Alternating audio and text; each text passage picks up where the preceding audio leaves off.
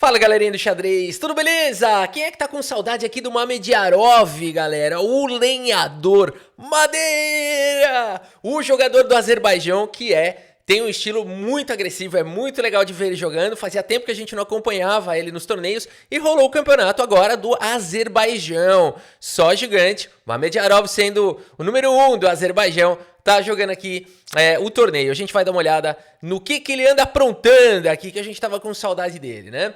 Bom, aqui a gente tem uma partida contra o Ahmadzada, né?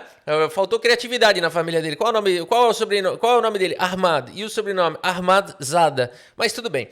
A Ahmadzada, é a turma toda. Bora dar uma olhada. Mamediarov abre aqui com o peão dama. Temos cavalo em F6, C4. E6. E aqui poderia jogar um cavalo F3 para tentar atrair essa abertura. Acho que eu nunca comentei. Bom, mas deixa pra lá.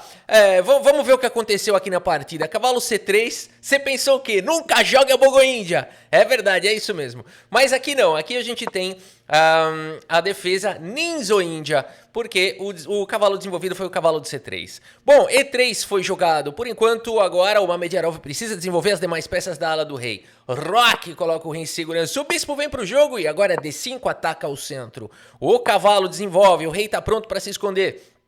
E C5 busca tensão total entre peões aqui no centro do tabuleiro. O roque foi jogado, o peão toma, bispo retoma e aqui A6 prepara uma expansão na ala da dama.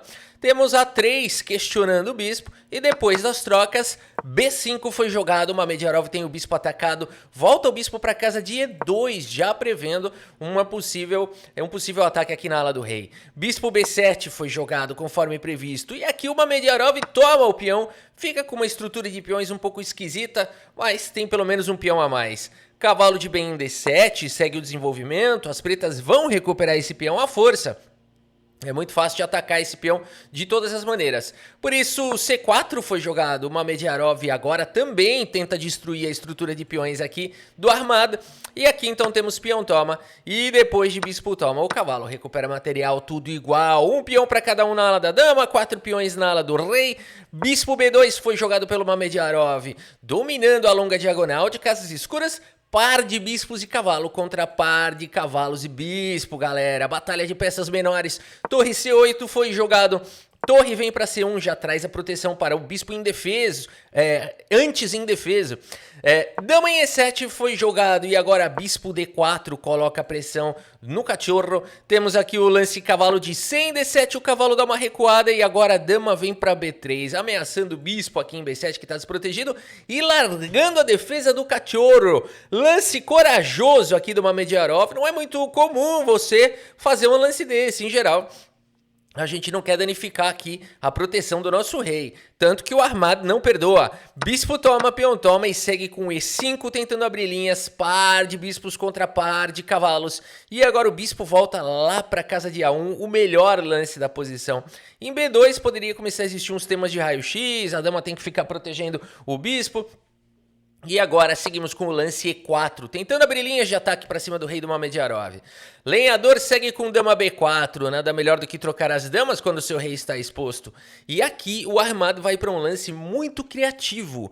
Ele vai para o lance torre C5, que é um lance que aparentemente evita a troca de damas, traz uma peça para o ataque, mas ao mesmo tempo, puxa vida, a torre está numa situação estranha aqui, porque se ela sair daí, vai perder a dama, né? A não ser que saia com cheque, alguma coisa. Vamos ver como segue o jogo. Bispo D4 foi jogado agora pelo Mamediarov e a gente fica imaginando que aqui o lance jogado vai ser torre G5. Não necessariamente, o armado vai para um lance super criativo aqui. Ele joga o lance cavalo D5, galera, uau!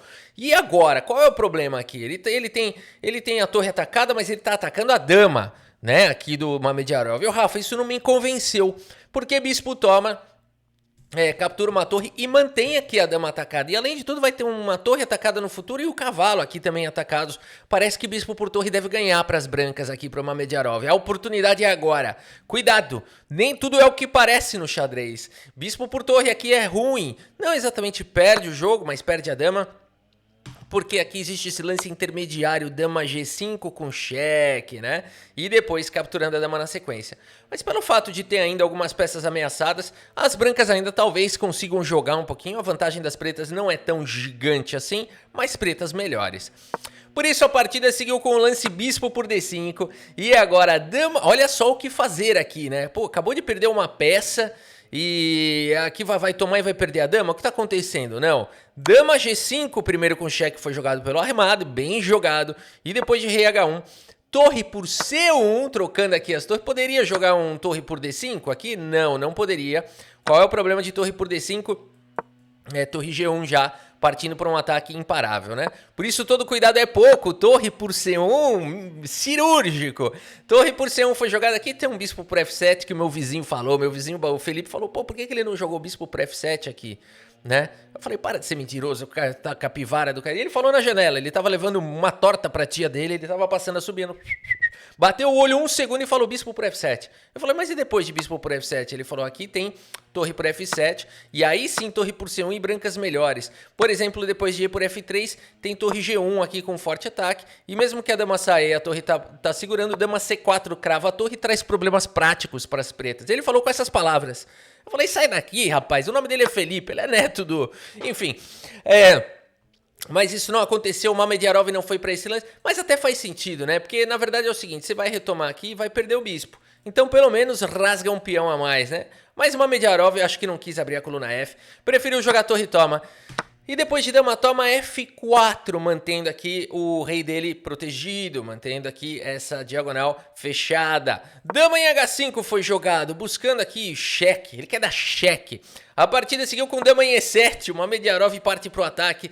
E depois de dama em F3 com cheque, o rei sai. Dama G4, cheque. Poderia jogar um rei H1 e ficar repetindo. O Mamediarov quer jogo. Rei F1 foi jogado escapando. E aqui dama em F5 foi jogado não muito bom.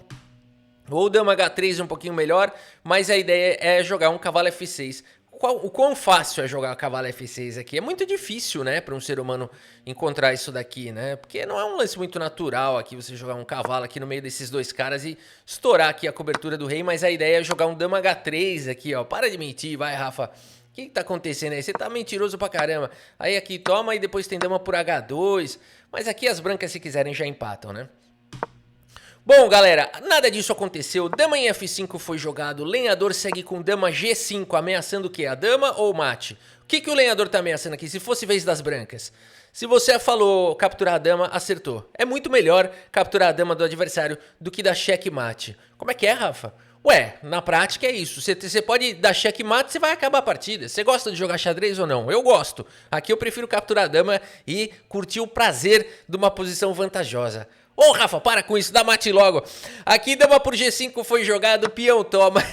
E agora torre D8. E temos aqui o lance torre C6. A gente tem um finalzinho igual em termos materiais. 5 peões para cada um, uma peça menor para cada uma torre. E o rei, claro.